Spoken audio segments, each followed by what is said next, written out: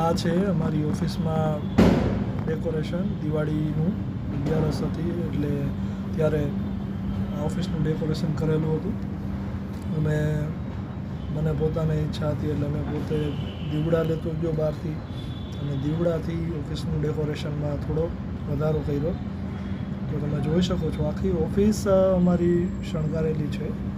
પણ મને એવું લાગ્યું કે ભાઈ દીવા વગર દિવાળી અધૂરી.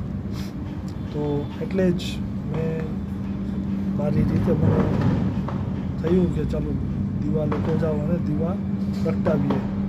તો જો આ તમને મારી ઓફિસ અને ડેકોરેશન તમને દેખાડું છું દિવાળીનું.